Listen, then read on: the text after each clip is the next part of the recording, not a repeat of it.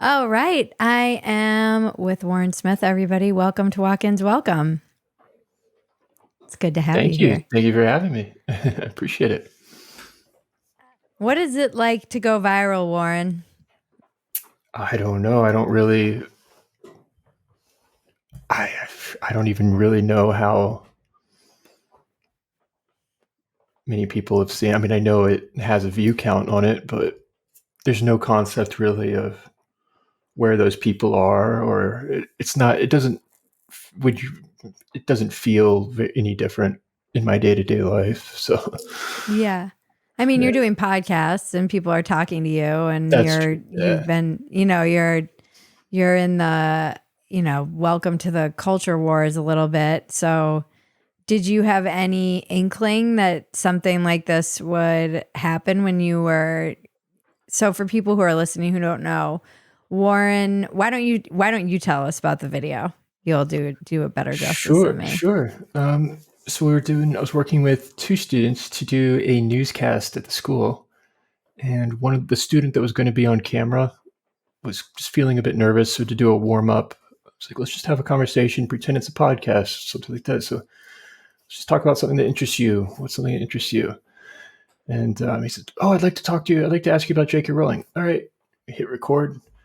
So these guys want to talk about JK Rowling. So what's up? And you saw the rest on video. Do you still like her work despite her bigoted opinions? So let's get specific, though. Let's define bigoted opinions. What opinions are bigoted?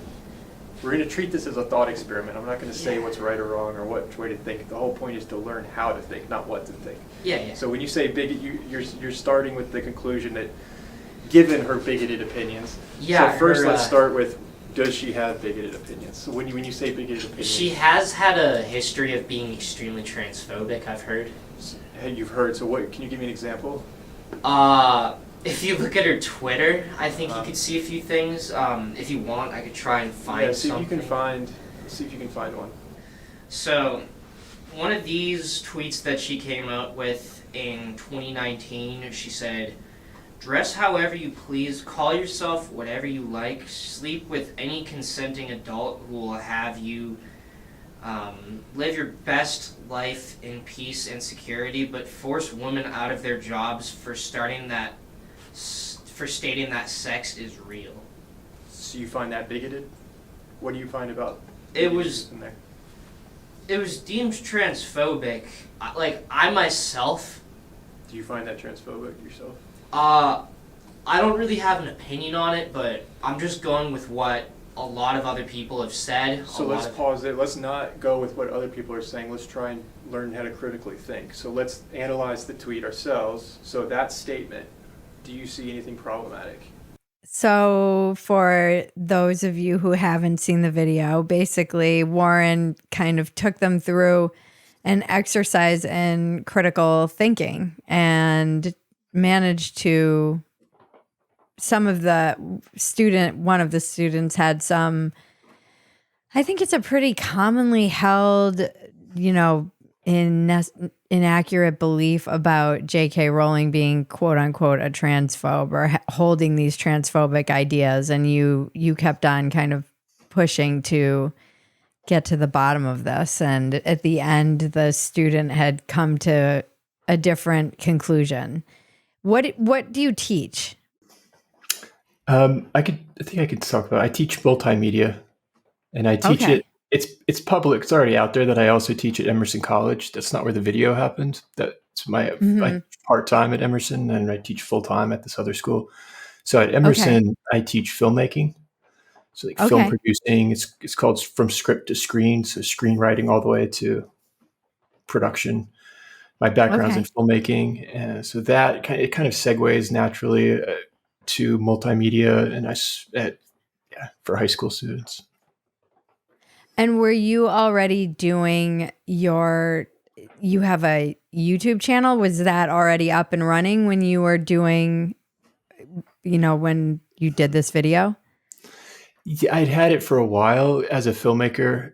I saw it as a great outlet for trying to reach an audience with my short films, and I had been intrigued by seeing some people on YouTube that had posted lectures. I thought it was a cool idea. So for a few years, I had been posting little clips of teaching, kind of as a way to have a little teaching portfolio if necessary, but they didn't get any views or anything. And at the time that video happened, I had 1,000 subscribers, which I thought was a lot. I was really, because I had posted a feature film that I produced years ago last year, and that was the first time anything really got any views, and that's where those subscribers came from. So there was really no growth. And then after that.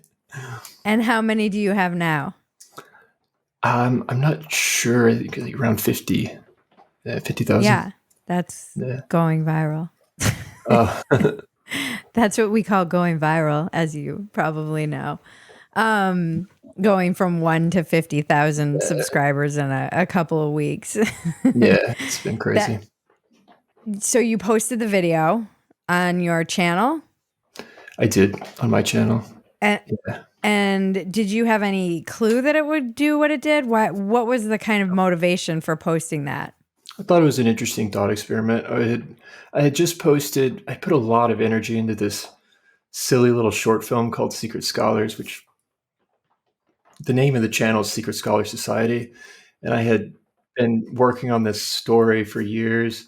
And I would still like to do it. I think it would make a better feature film, a longer film. But I had just been working with a friend on the weekends, trying to see if we could just get something out in an effort to grow the channel, but really to try and develop the story and the feature.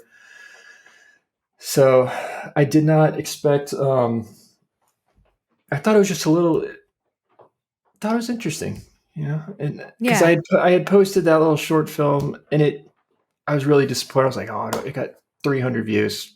That's a lot of work. Yeah. And then I hadn't posted anything. And then I was like, oh, that's kind of cool. I haven't posted in a few weeks. I need to do something. So that was the thought process. And this might be interesting, but. And how many views does it have now on YouTube? On my YouTube channel, I'm not sure. I think around 500,000, I think. But yeah, maybe less. And how did it get picked up? Like that it went, because I think I saw it when Elon shared it, but I am sure it reached, like it didn't just get to him. I had an X account, a Twitter account, which I hadn't used in 4 years. I hadn't posted anything in 4 years. And a guy named Lee Harris somehow found the video. It had gotten at that point, it had gotten about 13,000 views, which for me, I was like, whoa, that's awesome. So I was excited. And then I received a message from a friend that Sunday saying, Elon Musk just tweeted a video of you. Oh, no. I was like, yeah, right, whatever. And then I didn't really know how to even use Twitter, so I was trying to find it. I did find it. I was like, oh, wow, that's crazy. So what had happened was Lee Harris found it, who does like news content, and he just posted it, and then Elon must have seen it and thought it was interesting. And now you have spoken to a lot of people in media, and it's turned into this kind of cultural moment. What do you think it is that people found so appealing about this video?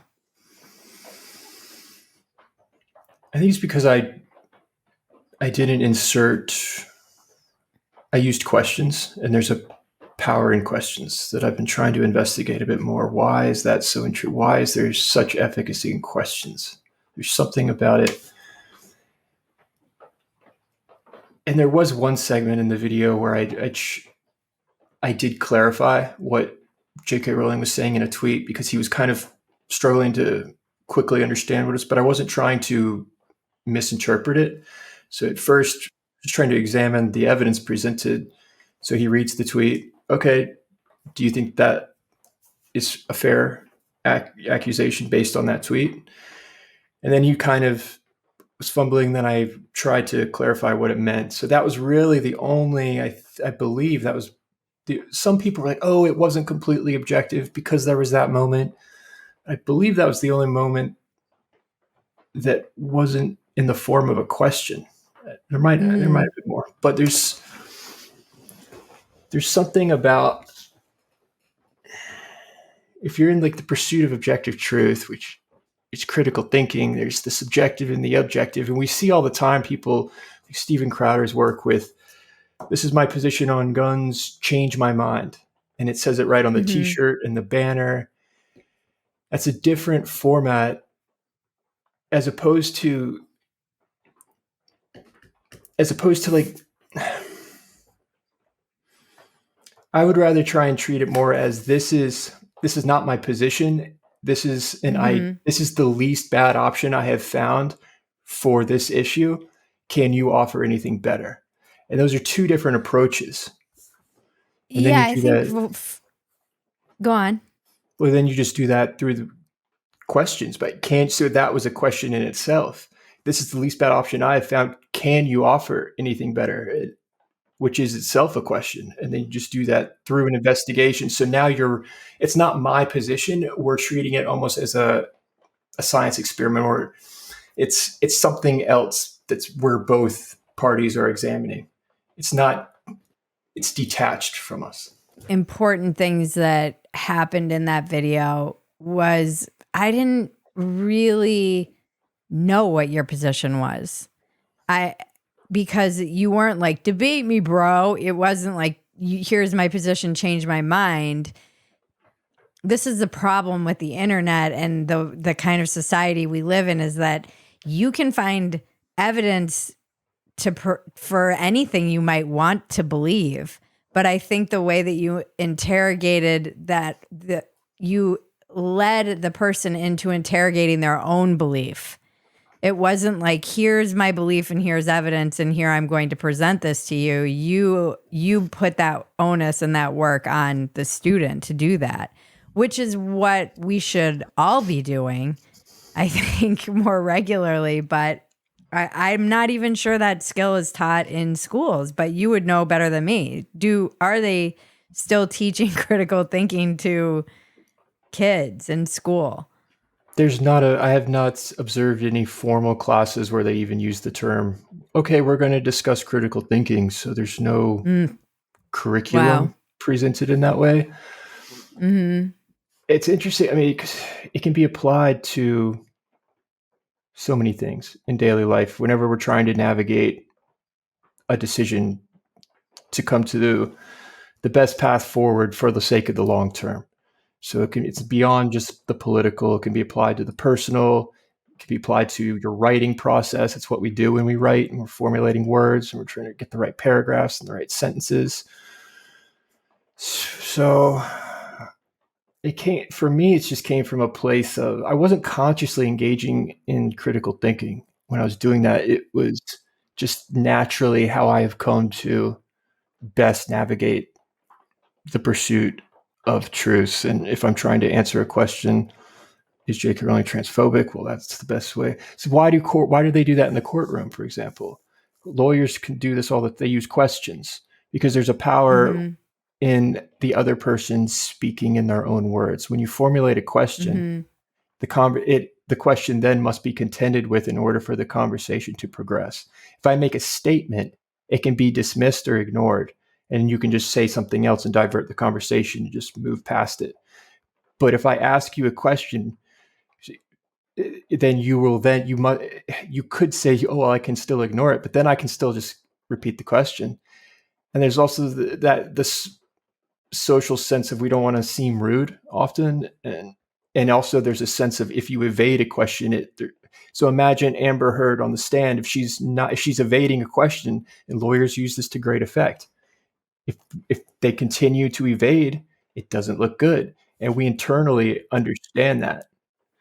And so we have this sense of wanting to respond when asked a good faith, direct, well articulated question. The nature of things that go viral like this are so interesting and strange to me, because it's not anything you could possibly predict. I mean, unless you're like Mr. Beast, who is a nerd who studies this stuff down to like every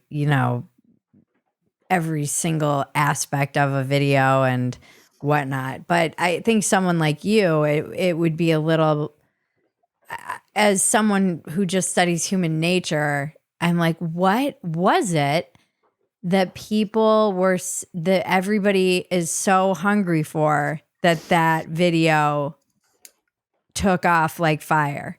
You're right. Yeah, and I haven't addressed that question yet, and you did ask that before. And another big part of that is I think that there's a sense that there's something unfair about the accusation, and it's a widely held feeling. There are many people out there. So this is not just about JK Rowling. It's about an unfair accusation that because she's such a visible figure, it then becomes extremely visible to a large amount of people. So now people sense how unfair it is, and it seems so, the lack of evidence seems so clear, I think, to many people. And it's also because it's a forbidden topic in a way. It's a forbidden conversation in some settings. So perhaps that was a component of it, seeing it done in an academic environment where normally you would think that many people, I don't want to like toot my own horn or anything, but many people would avoid it in an academic setting. And so there was some sense of that forbidden in it. There's a sense that the debate has already been settled. I see this a lot even in journalism, where the way something is presented about her, it'll say, so known transphobe JK Rowling. Yeah. Like as if this just is a settled fact. Yeah. With it's very frustrating. And so there was a catharsis, I think, in just seeing a glimpse of it. It's a 1 in a million thing. It's a rare thing, but when it does happen, it can be a beautiful thing, and it just happened to be captured, I guess. Yeah. What did you title the video? When a student asks about JK Rowling.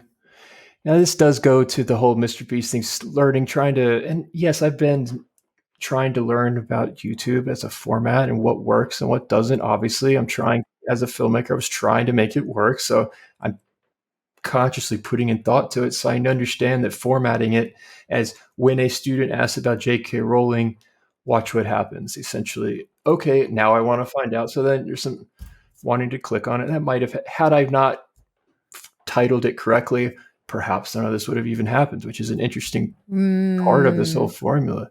I don't know. Yeah.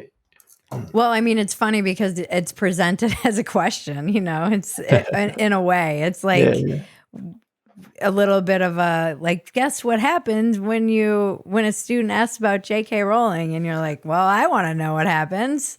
There's something about a video where the video itself is the thing that's interesting. It's not a video discussing another video that is interesting, which is what we're doing here, but that's fine. But if this conversation where something were interesting were to happen and we were to delve into something unexpected or whatnot, then the podcast itself has a new power. There's a big difference between it, and that's something that video, I guess, had.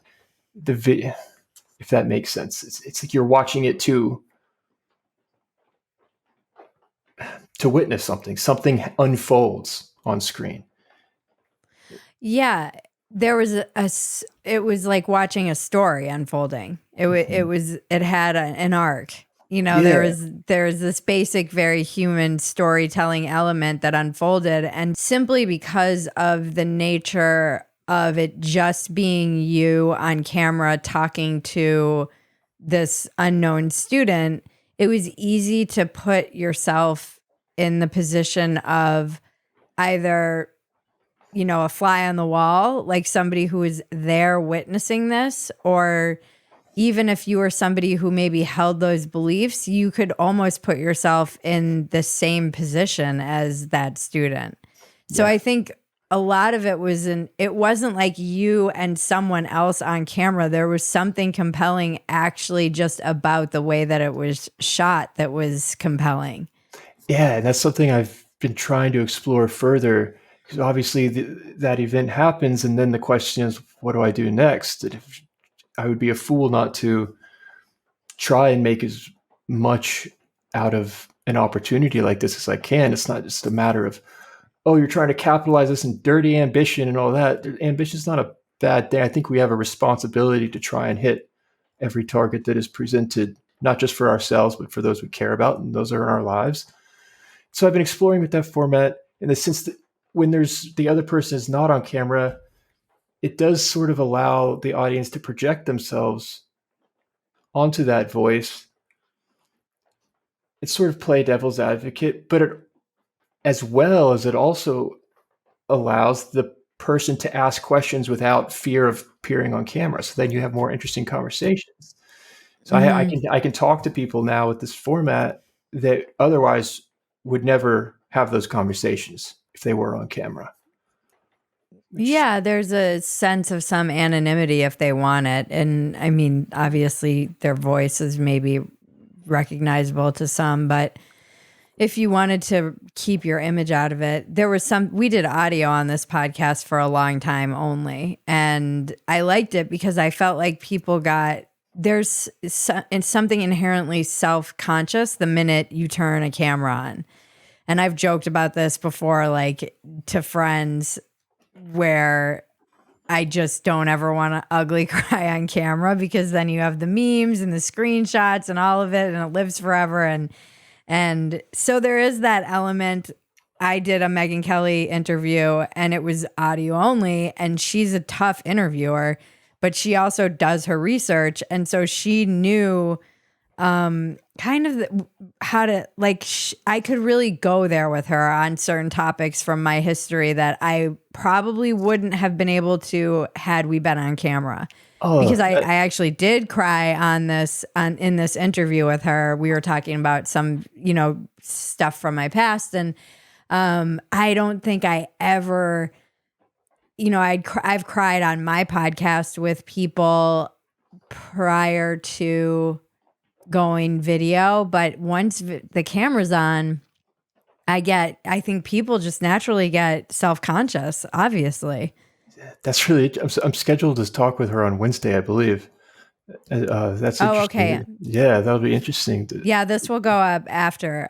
She's great. You will have already, by the time we launch this, you will have already spoken to her. So yeah, that was something that was interesting to me because it was only audio, and I don't know if it was just because it was another woman, or just that the minute that camera comes on, obviously there's that sense of being watched.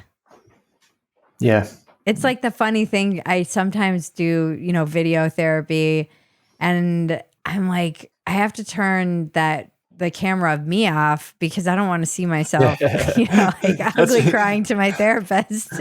I felt that when I did that Piers Morgan, that was when I felt it, because I've been working as a filmmaker and I enjoy acting on screen and I really love it. I don't mind it. I don't mind appearing on screen. I hate watching myself though, but the act itself, I do enjoy.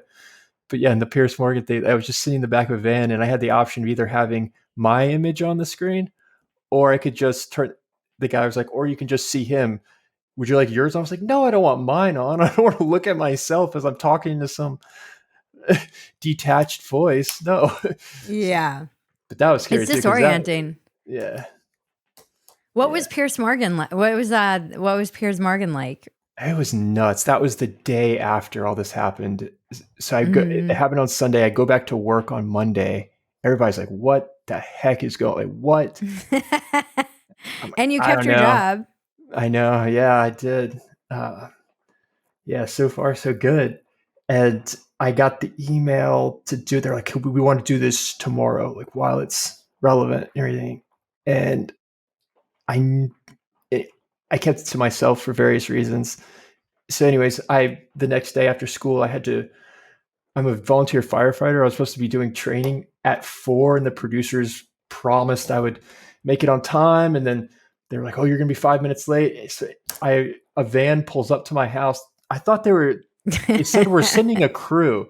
I have never done this before. I don't know what this entails. I thought they were going to set up something in the living room. No, it was one dude in a van. It was, yes, yep. That's exactly. This one dude doesn't even work for him, and he's just a technician. They freelance out because they're in England, and yeah, we don't get any cell service at my house. So we go up the street, and I just do it and jump out of the van and run to the firehouse directly from the van. Didn't have time to watch it, didn't talk to anybody, just went straight to. And then when I got out of that, then it kind of sunk in. And I got my brother texted me. He's like, "You did great." I was like, and then there was I kind of released a little bit. Then there's some emotion then. Yeah. But, yeah. Were you upset, or were you just no, just like overwhelmed? It was a feeling of achieving something that I never expected, but there is still when you're presented with an opportunity, a shot at, not that this is like, it is, I admire people in this space a lot. And I've been watching people in this space purely out of my enjoyment. So suddenly now I get a chance to speak with people like you, and I'm watching some people reacting to that video, like Brett Cooper, Candace Owens, and it's surreal. I watch these people for no other reason because then I enjoy it, and I'm watching them watch. It's very. So it's there very was surreal. this, and then I was like, if I screw this up, when you're thrust out to suddenly you have a shot at your dreams, let's say, now you suddenly have a lot to lose. So there is a different, but you're going to go for it or you're going to regret it. And that is far worse than anything. Well, that was my mindset. I was like, I've got to, regardless of what happens, regardless of what my employer thinks, I'm going to do this because I know I will regret it if I don't. And then just the feeling of, I did okay. There was, it was not just about the interview. It was more just about the whole thing was kind of, it kind of hit. Yeah. I mean, it's funny. I can really relate to you probably more than most people in media, actually, just because I was a little bit of a normie, person who's trying to do comedy, and like you, just pursuing arts, and then kind of got caught in the crossfire of the culture wars. That's why I was talking to my husband right before we started recording, and he's like, "How are you gonna open the interview?" I want to be like, "Welcome to the culture wars, Mr. Smith." Like, I recommend you get immediately into filmmaking and do not engage. No, there's, I love having conversations like this. But there is a part of me that I started getting back on stage, doing comedy, all of these. I miss the arts more. I never wanted to be a pundit. We do like our show Dumpster Fire, which is very fun and silly. And I try to just be like the basic bitch of the culture wars. We joke that oftentimes on that show, we'll cover a story and then I'll be like, did anybody read the article? And no one will have read it. I'm like, we are the basic average person consuming media. We're not, don't listen to us. We're not a news show. And that's fun. We get to be silly and creative and fun. And I love talking to people. So walk-ins is fun and amazing. I think I'm a little, like, after kind of stumbling into it in a similar way, maybe not as, like, I feel like yours was much like 0 to 100, kind of overnight. I do think I'm like burned out on a lot of the conversations.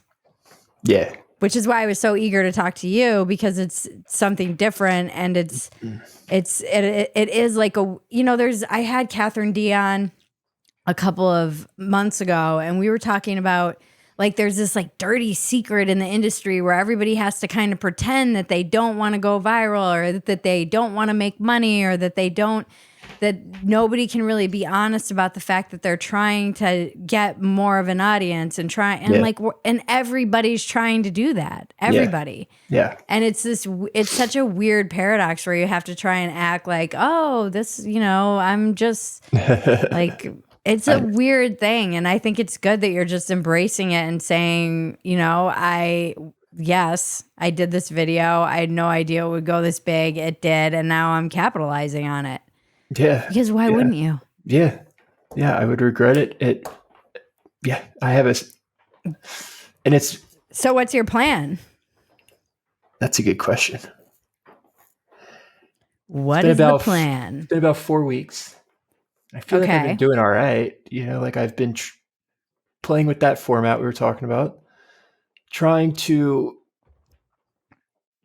see if it's sustainable. I'm trying to make the most of the opportunity. Step one, I've got to figure out how to grow the channel now that there is potential for it. Step two, try and hit every target that does present itself in the sense of every opportunity, every podcast that I can engage in.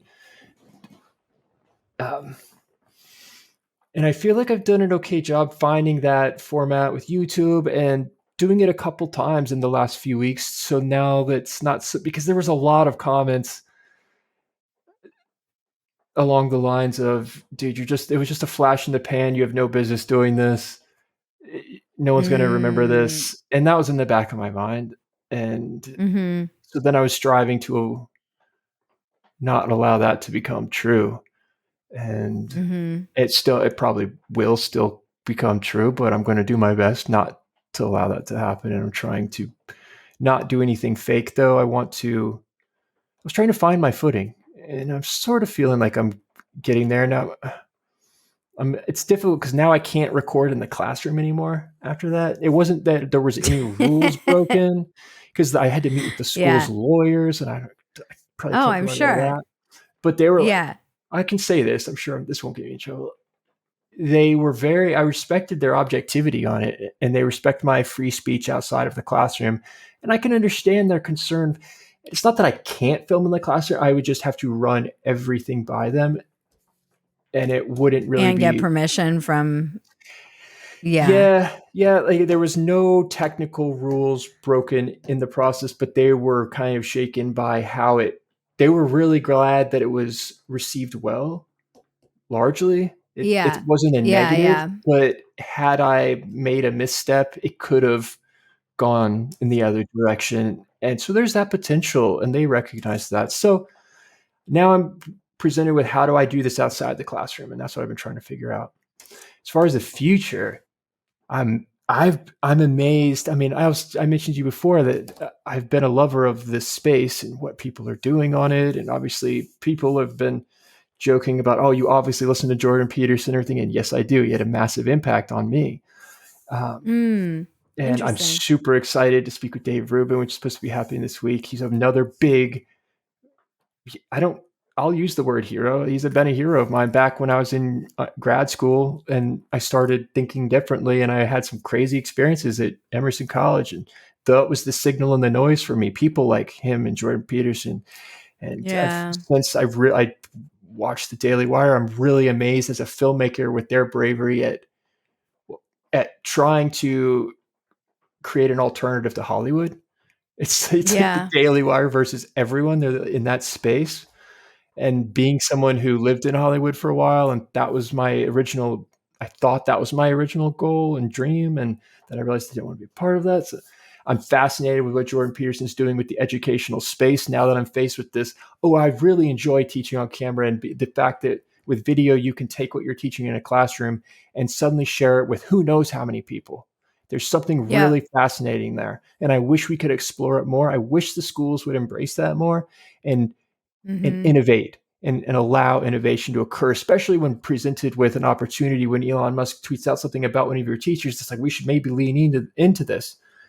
But that's not going to be the case. So it would be great my ultimate goal would be to do something with those people and now that's not going to happen. I'm not probably qualified to even, they would never want me to, but I'm just saying what Jordan Peterson is doing with this online academy, for example, would allow it to occur. I don't know about, Yeah, no, so I think you're as qualified as anybody working at the Daily Wire.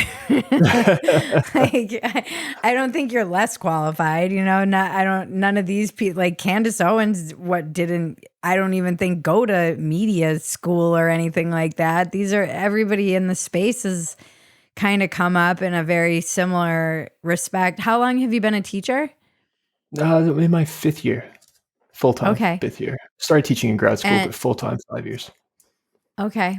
When my husband started drinking AG1 daily about 3 years ago, it really helped him with so many things, particularly just that energy crash that he often experienced later in the afternoon. He felt a real difference in his daily health, energy, and focus and clarity.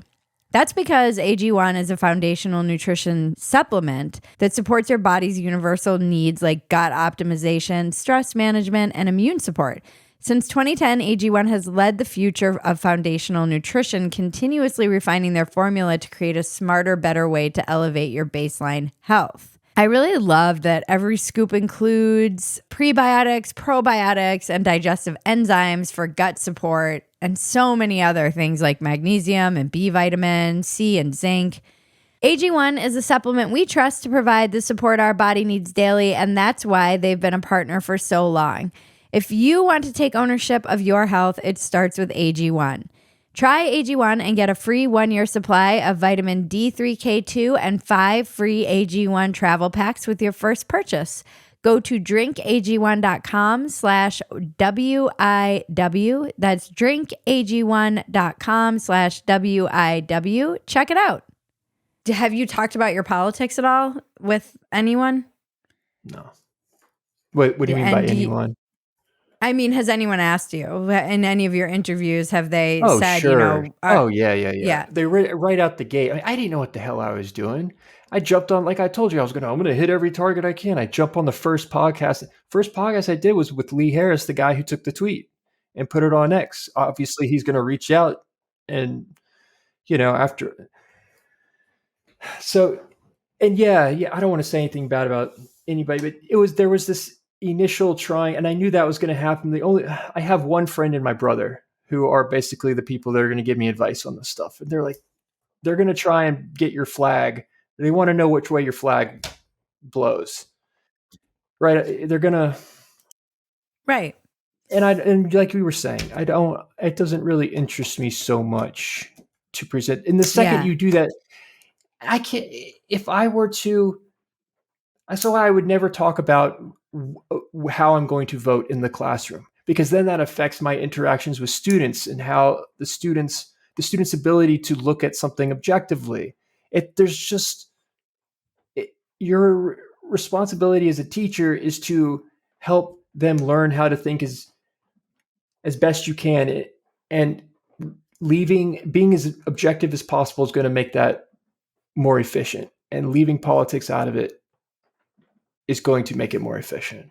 So I'm trying to just carry that over into everything I do, because I don't want this to be just carry it over into everything I do, really. But that doesn't, I have my opinions and everything. Yeah. But no one cares what my opinions are. That's why that video was interesting. It wasn't about what I think. Otherwise, then I'm just another dude with an opinion. Yes, there are people out like Candace Owens and Ben Shapiro, but that's their show. They're not trying to be objective, and that's okay. But I don't, and that's what I mean by not being qualified in that space. They're at a way different level, and they present something different. Something more like Jordan Peterson, where some would say he is political, and he's gotten more that way. Perhaps you could say that, but it's a different. His show, we'll call it, has a different flavor than the commentary of like Ken Jones or Ben Shapiro. And there's not to say anything one is better than the other. It's just different. When my husband was in a pretty dark place in his life, which he's been open about, I'm not sharing anything he hasn't already shared.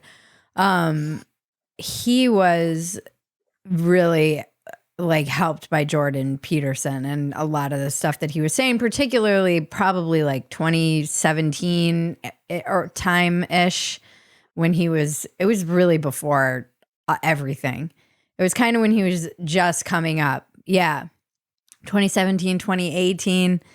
That's when Dave Rubin was just starting. I've had a lot of conversations with people like Megan Dahm, who she and I were talking about how we felt insane during those years, and had it not been for the internet and people in that, the IDW, for lack of a better word, I would have felt completely isolated and like I was losing my mind. A lot of these people, became famous largely because of Joe giving them a platform kind of over and over again and during that insane time. Yeah. And I think, I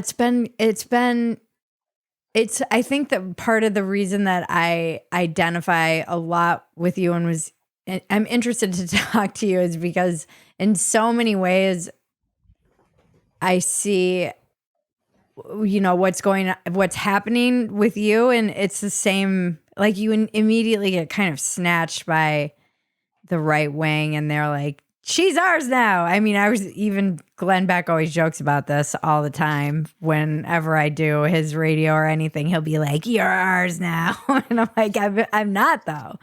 There's a lot of stuff I still can't get. I still feel people think it like my politically homeless thing is like a shtick, and that I'm like, I feel more lost than actually ever, even 8 years later. In some respects, I don't. Having a child has been radicalizing in a lot of ways and very instructive. But in other ways, I still feel just as lost in the culture wars as I did even when I started. Maybe a little more jaded about everyone in media. But really? That's interesting. Why? Oh. I thought Hollywood was bad and media is worse. It is vicious and cutthroat, and I mean, the tea that I could spill that I never will spill because it's not me is insane. It's just the like crazy catty backstabbing and it's the marketplace of ideas, and ideas get stolen. And I find the bigger you are, the bigger the people are, the more generous they are, and actually truly authentic. I think Joe Rogan truly is one of the most normal, generous, not sociopathic people in entertainment and media. And he is like a unicorn and rare. And I do think that a lot of the people in media are, they rightfully have to be kind of opportunistic. But that doesn't necessarily make them trustworthy, So, that's very valuable. Thank you for sharing that. Yeah, I've learned a lot. I thought a lot of people were friends, and they're not. I made the mistake of thinking people in media were friends when really they were more just kind of opportunists who were being nice to me. And that was hard for me to learn and upsetting. And it was. So I maintain friendly relationships with people, but I think it took me a while to like realize that a lot of the people I thought were friends weren't friends. They were just very good at being in media. So yeah, it's been. It's worse than Hollywood. DC, it's truly Hollywood for ugly people. It really. That is very true. I think like in anything, there are politics. There's just politics involved, and there's politics in your school that you work at. There's politics in there's politics if you work at a franchise Burger King. That is the nature of literally, there are politics at every restaurant I worked at. There were politics on every weed farm that I worked on. Like that's the nature of humanity and of the workplace environment. And I think at this level, the level of like the media and being front facing, it just gets pretty cutthroat. Everybody's fighting for eyes and attention and dollars, and it's a very, very crowded space. And they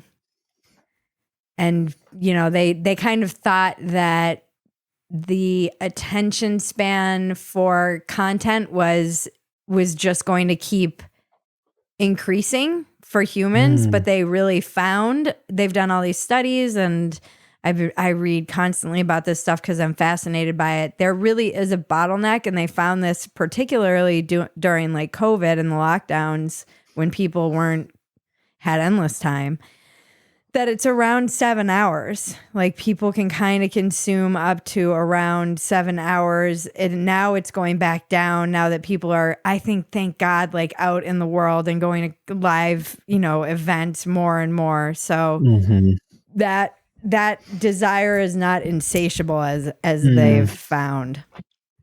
Interesting. Yeah, I've helped a lot of people. Like it's weird too being on the forefront of a lot of the different. Oh man, I mean, someday there is a book to be written there. Like I've been on the forefront of a lot of the like Patreon and Rumble and Locals and a lot of all the technology that comes with that. And what do you think of Rumble? You think that has a shot? You think it has potential? I mean, I think it's good for competition. The biggest problem I see with right-wing media, even still, even though I applaud the Daily Wire for trying to, because I have long said this, like the right wing is so reactionary. I'm like, just make stuff. Like stop reacting to stuff. Just make stuff. But even the stuff they make, like they cannot help themselves with putting their, like with grandstanding or moralizing in it or whatever. Like just make a funny movie. I don't need your whole take on transgender and it could. That's valid. I don't know. We'll see I what think that Pendragon cycle looks like. That'll be interesting. That's gonna be. It'll be interesting. The Game of Thrones made by. They're building though. Like I applaud them for building. They do well. They know who their audience is. They're feeding that audience. I don't know, like this idea of a parallel economy. Rumble is still, until you are never going to be able to compete with YouTube. And I actually think Substack does a better job of it because Substack is at least diverse in that if I want to go find somebody who's writing about bread and posting videos about bread, I can do that on Substack. You're going to be hard pressed to find that on Rumble. Oh. It's just not, how YouTube is like, you go on there and it's like, oh, van life. Yeah. And there's lifestyle stuff on YouTube. Until there's more lifestyle stuff on Rumble, I'm not sure you can even compare the two because now it's just all like culture war stuff. Yeah. And people are burned out on that. It's like as much as they're getting fed a lot of it. I think that was something that from my opinion and viewing was interesting about your video was that it addressed something in the culture war, but it was compassionate and gentle. It wasn't in your face and pointed and moralizing or grandstanding or any of the things that we've become very accustomed to in culture war dialogues. It pierced through all of that because it was gentle and thoughtful and compassionate, and that because you were dealing with a student, not a, I don't know. It was just, there was something refreshing about just that for me, at least. I can only speak to myself, but I do think it's part of the reason that so many people responded to it, even if they weren't really aware of why. That's what have you heard from people about it? About regarding the video? Oh, let's see. Emotionally, how did people react to it? Did you get a lot of hate for it from the JK Rowling is a transphobe crowd? It was surprisingly, maybe it's because I was so gentle and compassionate. No, it was because I was non-existent. I didn't have a platform. So it was it was a flash in the pan. So there was nothing to really hate at that point. It was just a flash of it. So then when I was trying to find my footing, was trying to come up with ideas. And perhaps this wasn't the best idea, but I had received a lot of comments that were disagreeing, saying I was wrong about, or, say, you should check out this ContraPoints video. This person can explain everything. There's so much, the comment was, there's so much being swept under the rug in this video. You should really go watch ContraPoints. And so then I responded, can you tell me what's being swept under the rug rather than just telling me to go watch another YouTuber? Like, can you give an example? Or, and I got so many of those. Eventually I said, oh, okay, I'll go watch it. And maybe that'll be a piece of content. And I did make that into a piece of content. And then that's when I did start that's when people started finding me on X and tagging Emerson over and over and over and over. And then I made a video about that. And that got some traction. And then that was interesting because it caused them to kind of back off, because I think they realized that their actions were revealing. And I couldn't even articulate what they were doing as well as their actions articulated themselves. Of course. And that I thought they had just blocked me, but then a friend said that dude deleted his account because I took a tweet that I didn't reveal his name or anything. I put it in that video, and he apparently had been spearheading for the last 5 years the Scottish women's group. I forget the form, which JK Rowling had just made a big donation to. I didn't know what I was doing on X. I was still figuring this out. And he goes, do you think this is transphobic? And I was like, maybe, yeah. And then it was, oh, well then. And apparently it was someone who had died and couldn't defend themselves. And he had been doing this for 5 years. And the Scottish Women's League messages me and says, just so you know, this dude has been hounding people for years. And he does this repeatedly. Just to give you a heads up, I was like, thank you for the context. And I deleted that tweet, and I just ignored it. It kept going for like 2 or 3 days. And then I made the video, and he just vanished after that. And so ever since then, I haven't worried about it too much. But that was funny. Interesting. Yeah. I mean, it's very similar to what happened. Like, I started freelance writing, and then somebody asked me I was broke freelance writer. I was writing for Playboy. And then I started noticing a lot of this stuff in the culture war that I was like, this is weird. This seems like a double standard on the left or whatever. And I was writing about how I said something on Twitter about how I would write a whole essay about the hypocrisy of the left on like the left wing feminists when it can't, because they were going after Ivanka and Melania for like their high heels. And I was like, guys, and we just spend like 4 years talking about the pantsuit or whatever. What are we doing? And somebody in my mentions was like, well, you can write it for us. And I was like, sweet, money for a piece. And so I wrote it, and it was for the Federalist, and I knew nothing. I was not somebody who, you knew.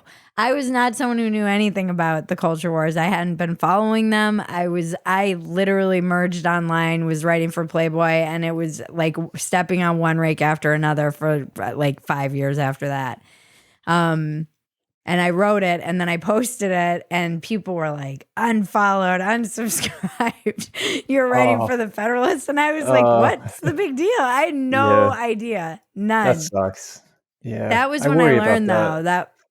I worry about that. That was X. when I learned. Am I following the wrong person? Am I?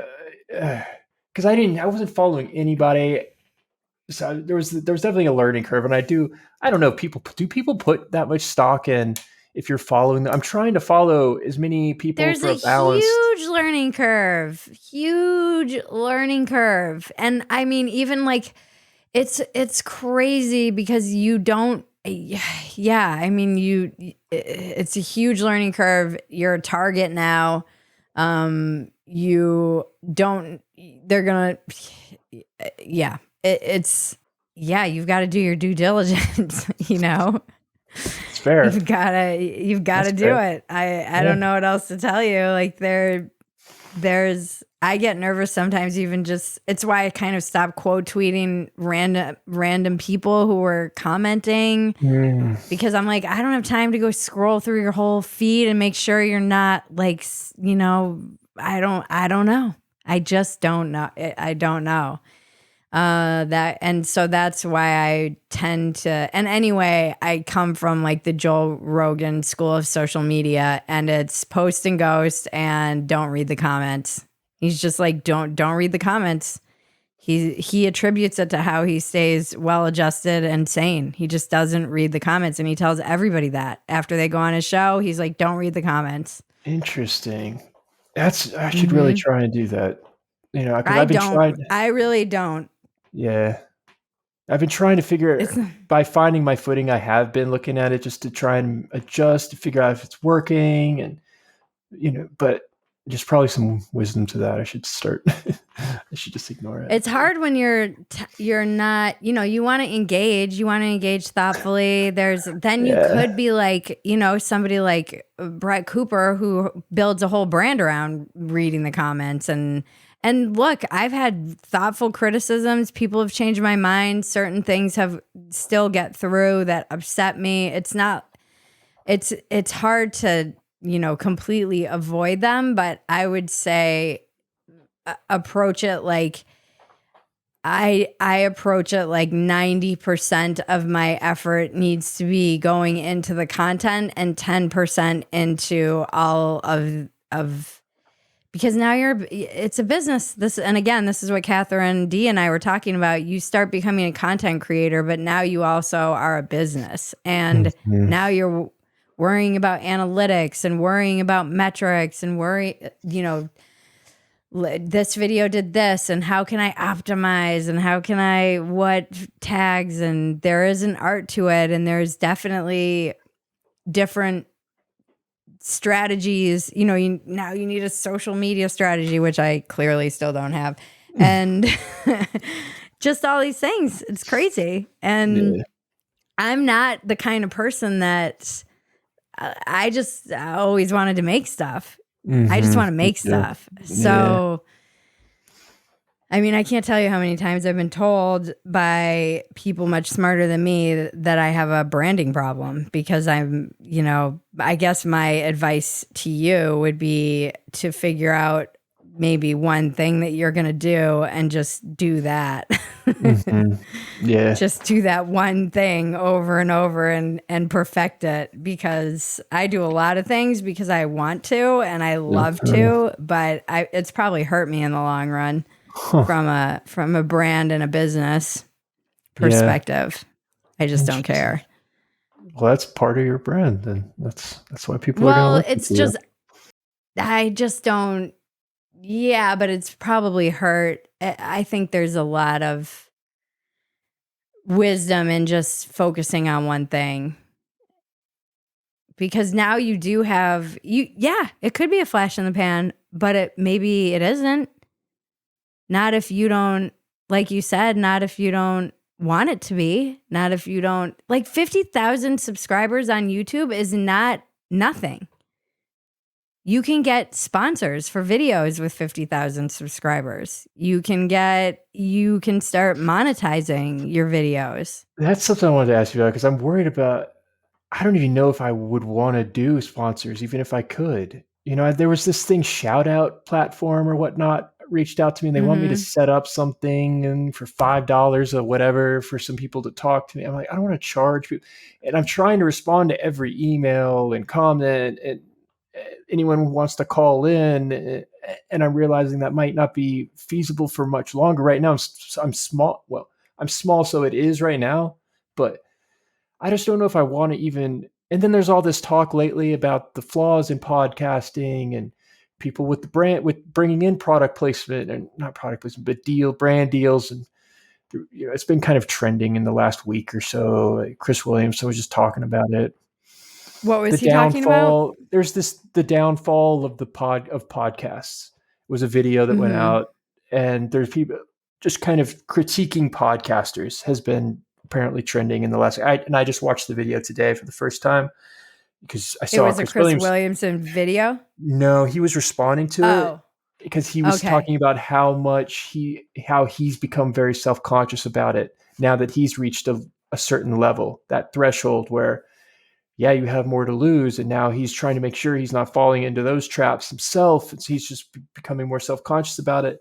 So then I went and watched that video, and it just seemed a lot of that stuff seems to stem from suddenly doing a sponsor in the middle of it, though. I mean, I do commend like Brett Cooper and people at Daily Wire. They kind of make it funny and build it into what they do.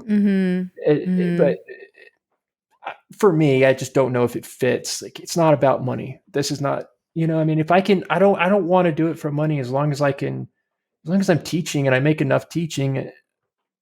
I think it's going to benefit what I'm doing on here more by trying to, yeah, it's a business, but I don't want to think about it like that unless it would be good to have that, but that safety net. If I do need to do that, if I were to lose my job or something, if I were to make a mistake, then I would, if I didn't have a choice, then I would have to be like, okay, I got it. This is going to have to bring in money. Like, right now it's just, I'm very blessed that it doesn't have to. That kind of allows me to do something different with it.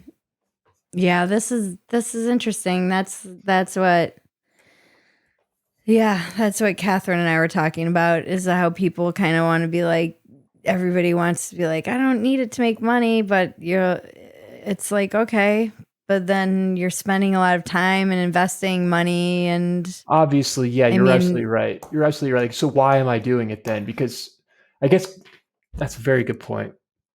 Because I want the content. I don't want the content to be influenced by brand deals, because I don't want the content to be affected. I want it to land with the audience through, because it's authentic, I think, is why it's resonating. And why do I want it to succeed? Because it's still coming from a place of ambition. I'm not trying to say I don't want it to, because I don't want it, money's bad. I'm not want to think about it like a business. It's still in the pursuit of my end goal. I'm still trying to build something and succeed.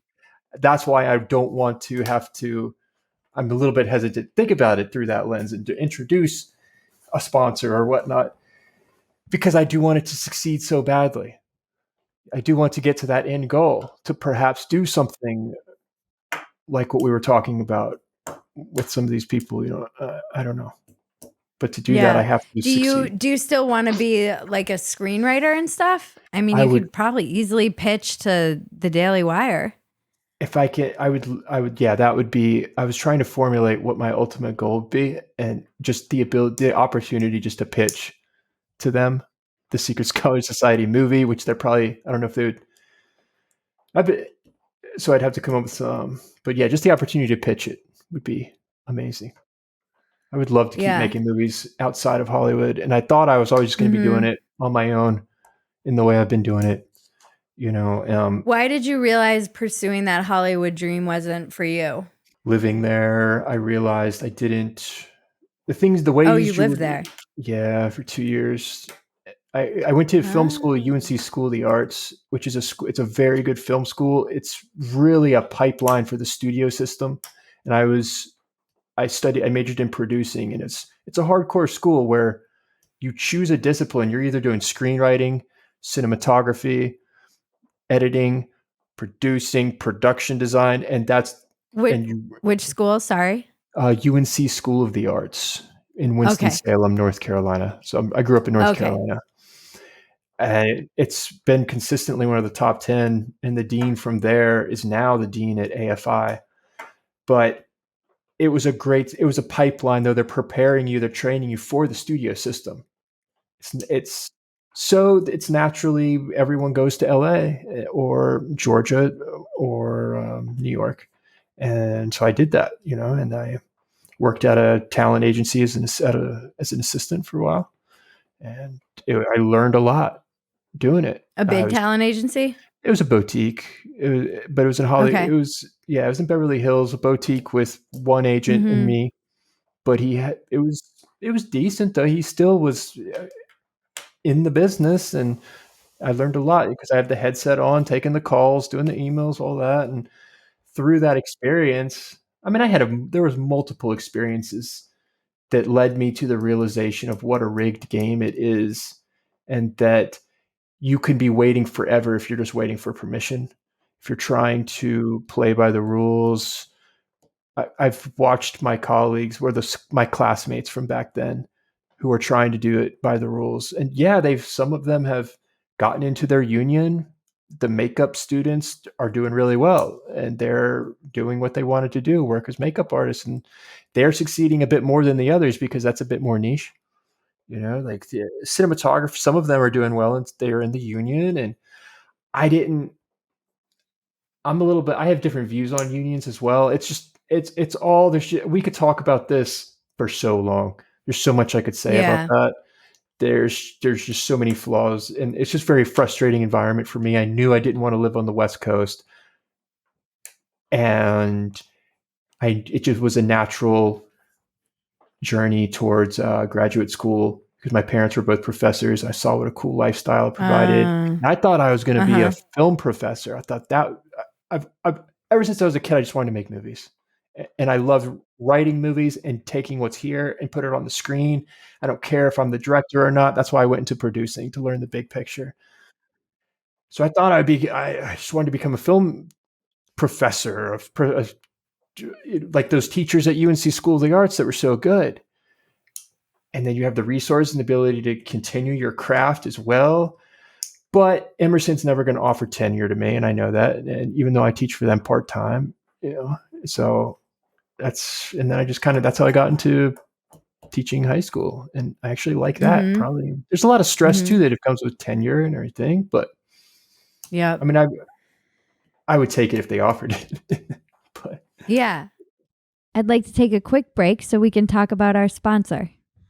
Life can be seen as such a gift when you're staring death in the eyes. He's probably 6 inches from my face, and then he aimed at my head, emptied out the 3 or 4 more bullets. Unbelievable tales from everyday people that narrowly escaped their demise. He said, here's what we're going to do. You're going to pick A or B, and if you pick the right one, you'll live, and if you pick the wrong one, you'll die.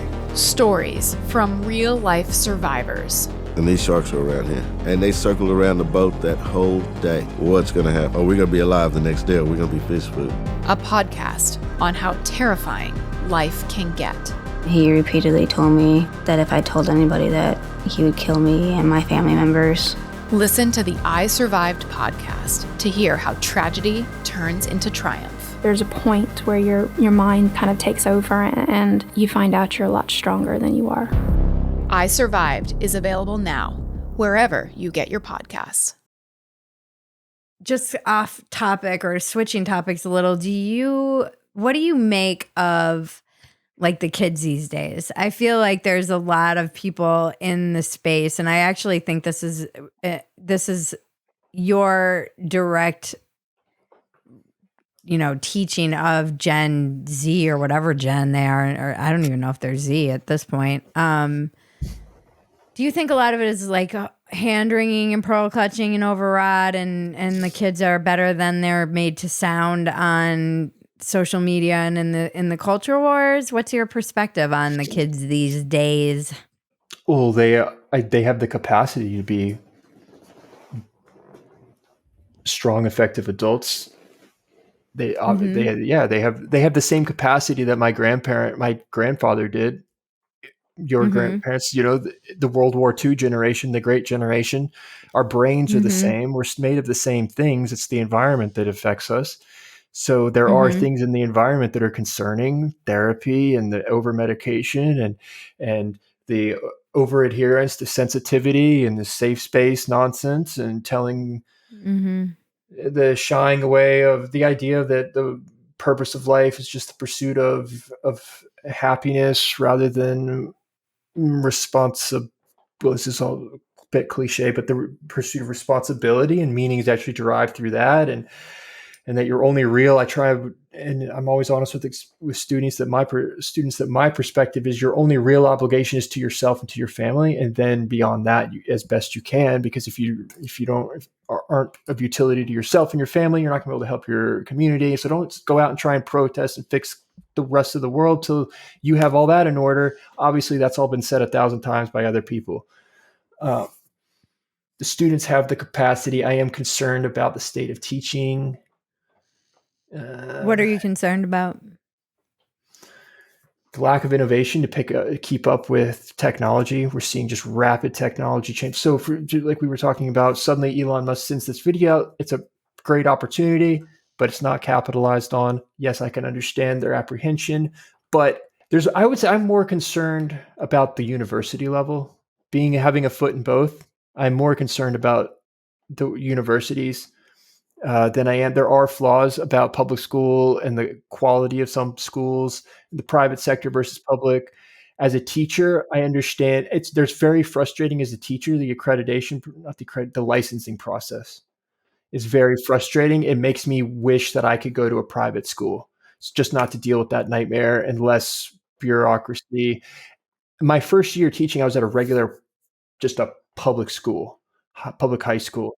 And I didn't have a teaching license. They hired me accidentally because my last name is Smith. They didn't hire me accidentally. I went through the whole process. They thought I had a teaching license and they had the wrong person in the system. So I did all the interviews and everything. And the resume and everything they hired me.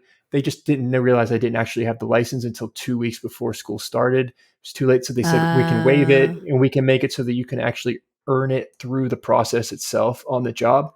Okay. And so that's how I got my teaching license. And then COVID hit. That was, anyways, I forgot the problems with educate. Yeah, that would be my answer. I think college is more concerned. Oh, you were asking about the students. Yeah, they're smart. They have the ability to think. You just got to give them the room to do so. Mm-hmm. And that's what's in that video. You got to allow the conversations to happen. Yeah, I think that knowledge of like teaching the kids, because I think there's a lot of, I don't know, everybody was worried about us in the 90s when I was a kid. They were like, oh, this generation is useless. And then we invented the internet and, like all kinds of other things. There is something uniquely strange about today, which is why there's all these conversations about culture war. That's what essentially I think it is. At its core, it's there's something off that it's used too loosely, and the word woke is used a bit too loosely. And yeah, totally. But I think that's I had a T-shirt. Sorry, go on. I forgot what I was going to go ahead. I had a T-shirt like probably in 2018, 2017, again, before it was, and it was, you're not woke, you're annoying, because I was like, you're just annoying. I find it better to just be like, not give it so much power. And then once Hannity and all these people started using it, I'm like, we're retiring the T-shirt. Like now it's the right wing is captured at the flag, the like boomer cons, Yeah. like, all right, the boomers are using it. We've got to retire it. Sure. There was a moment, but now, but for lack of a better term, it does capture that ideological thing that's hard and slippery to put a defining word on. I think it's a philosophical discrepancy. Honestly, I think that's what we were talking about. It's the outward in rather than the inward out. Starting with yourself, and you have a responsibility. The same reason I'm pursuing these opportunities and trying to succeed with my little flash in the pan. I have a responsibility to those in my life to try and capitalize on every opportunity. And ambition is not a bad thing. And students are being told that ambition is bad. Mm-hmm. They are. It would be a deep conversation. It's a long conversation to identify those patterns, but there's just two distinct philosophies that do form the left and the right. And I think it would be wise to strive for something that can be in the middle and draw a bit from each when necessary. And don't be one absolutely to an extreme. Definitely. We see how the extremes can be very detrimental. Mm-hmm. And very influential. Yeah, it feels good. Yeah. Well, I could talk to you forever. I really appreciate this conversation. I think you're welcome back anytime. You can consult with me anytime if you need wisdom or advice, or you're like, well, I don't know about this one? Yeah, You this have was a open. very helpful for me. I really appreciate it. Like, I haven't had anybody be able to provide the insights that you have. This has been the most insightful in conversation. Because everybody in media wants to pretend that there isn't like a media. This is the funny thing about media. They're all kind of like, it's still a show. I remember during the Trump years, those Trump years, I went on the Ben Shapiro election special. That was the first proper media hit I ever did. Nice. And he put me on as an independent. It was during the Kavanaugh hearings. I think I saw that. I think I watched really? you do that. Oh, I have no media training, still clearly don't have any media training. And went on, and it was nuts. It was completely disorienting because, like you, I went to the studio, but there was a timer. Everything was on a timer. I thought all media hits were like this. It was just this media hit. You had like a buzzer in your ear that was going off, and you were being projected on this huge screen that was on a delay. So it was so disorienting, especially for somebody doing this for the first time. And I remember I had learned a lot in those years doing media, mostly that a lot of these people's kids, they would get done with their media hit where they were battling one another, and then they'd be like, oh, see you at the barbecue this week.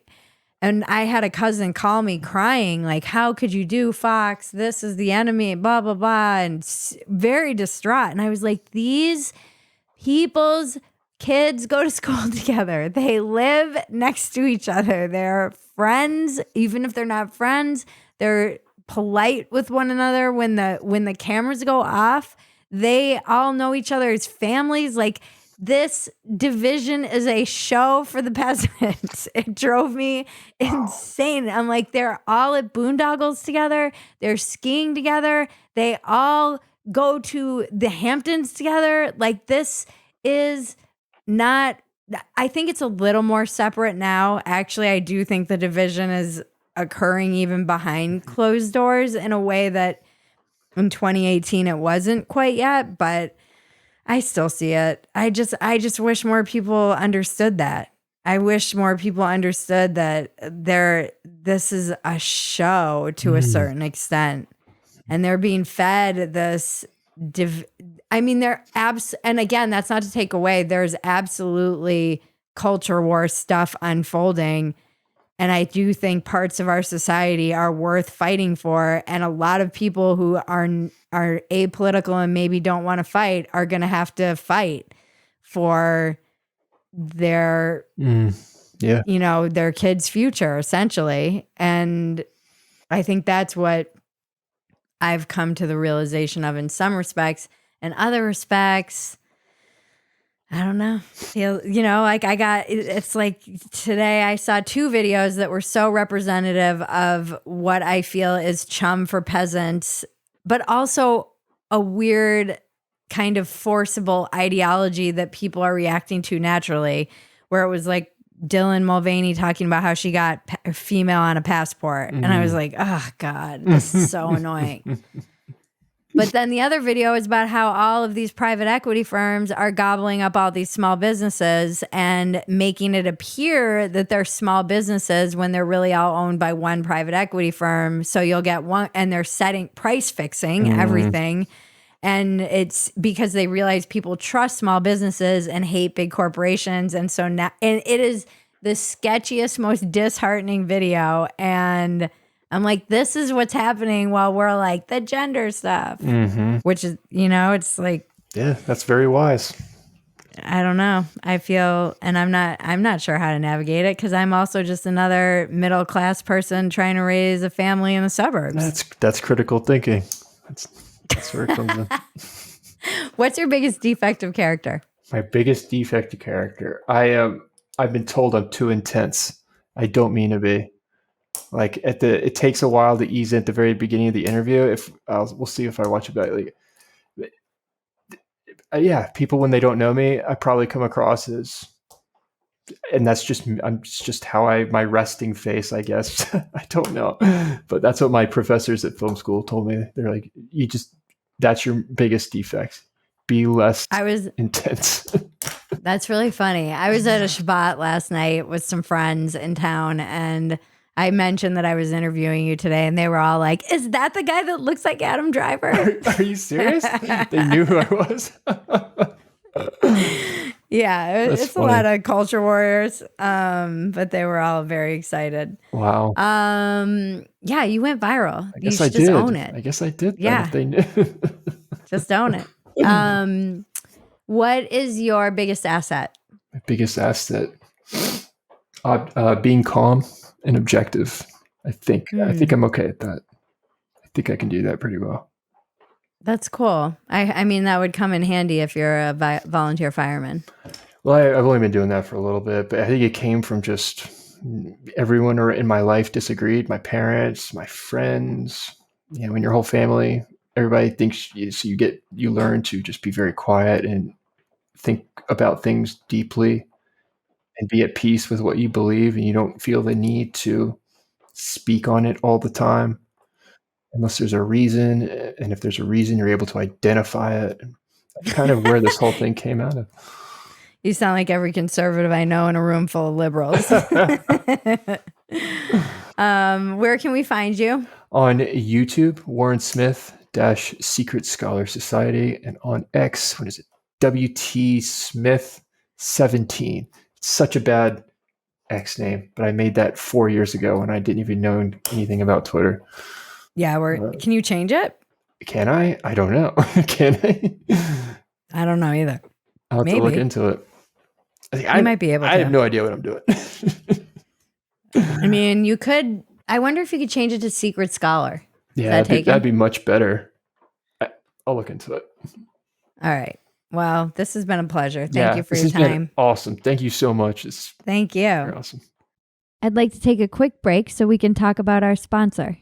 Pluto TV is TV the way it should be, free. With over 300 channels, thousands of movies and TV shows costing zeros of dollars. So if you want to watch shows like Ghost, The Walking Dead, CSI, Star Trek, or The Price is Right, well, The Price is Right. It's free.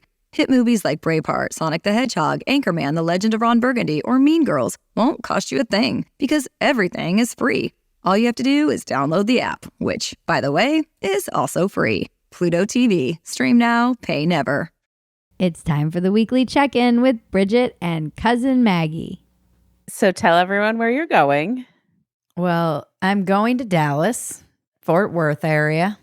I'm going back on, tonight, I guess, when this launches. Tonight I will be on Normal World again. And then I think we're going to shoot a sketch, I believe. And then I'm going to open for Dave at Hyena's Red Room in Fort Worth. This Friday, I'll be opening for the very hilarious Dave Landau. If you haven't seen him, he is spectacular. And how you feeling about it? I'm feeling good. I'm excited. I'm excited because it's like just days of comedy and all my favorite kind of stuff. It's like commentary, sketch, stand-up. What the heck? I get to do 2 days of just living my dream. I'm living my dream, guys. I'm living my dream. You had a great set last night, too. Yeah, it was fun. I feel very comfortable on stage. Like, I'm really loving being on stage. It feels very natural. Yeah. I'm excited. Everything is busy. It's insanely busy, but very good. I just am going to miss my child. I miss my child. Yeah, and I don't know, should we warn people that we're doing away with the intro for Walk-ins Welcome? Yes. Some of you will be very excited, and some of you will be very distraught. It's a controversial topic here at Walk-ins Welcome. We've been given a lot of great advice about how to kind of improve everything, a lot of our content, and we're getting rid of all the fat. Formatting Walk-ins Welcome a little bit differently and getting rid of the intro roll that we do with the laughter. So sorry for people who love it, and for people who hate it, congratulations, you won. If you want it to be a ringtone, we will make that available for you. You can email Maggie and pay her. You can pay us for an audio file of Maggie's laugh. The raw file. Sure, we can do that. It's you and I laughing together. I'm excited for the. I'm excited to shoot this sketch. Do you know what it's about yet? Yeah. It's going to be really fun. It's a fun one. That's good. And I just think Dave and I have such good comedy chemistry. You know, we just certain people just have the same sense of humor, and he's just like he's just my favorite. I just have so much fun riffing with him. I'm just excited. Yeah. I'm excited to open. I'm not even nervous. I'm just like excited to get up there, which is very strange for me. She's come so far, folks. I mean, I'm nervous, but I'm just mostly you're excited. Not like crippled. No, I'm excited. Whatever happens, even if I bomb, it will be kind of hilarious and traumatic, but also kind of funny. No, I think I'm feeling like I'm getting my legs underneath me, and I'm realizing just how much material I have and how much I have to say. Yep. After years of doing all this stuff, it's just endless. So now I'm just like, get me out there so I can work it out. I wish I had, I look at all the kids running around and they're grinding and getting stage time and out every night, but they don't have anything to say. Just kidding. They do, but you don't have as much to say when you're young. That is the wonderful thing about comedy, is the older you get until you start making a lot of money and lose contact with the normal people and become kind of too rich to be relatable. There's that sweet spot where you are old and you have a lot of life experience.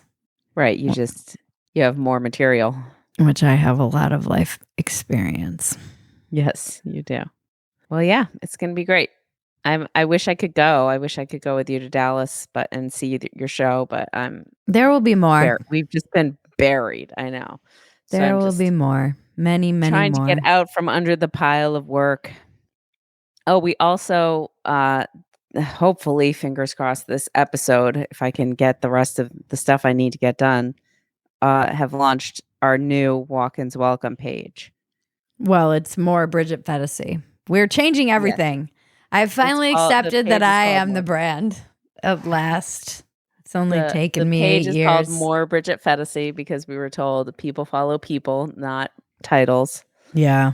And so we've split off Walk-ins Welcome onto its own separate YouTube page, which we will be building. Just another project to work on, and hopefully a lot of improvements being made. Hopefully. Yes, I think it's just tweaking, and it's always tweaking. It reminds me of that book I read, the one that I loved from Jack Welch. If you don't have problems, you're not doing business. Mm-hmm. And we have a lot of problems. We have tons of problems. We are doing so much business.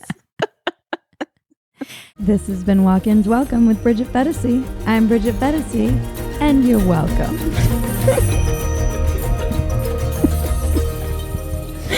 It's the dumbest line.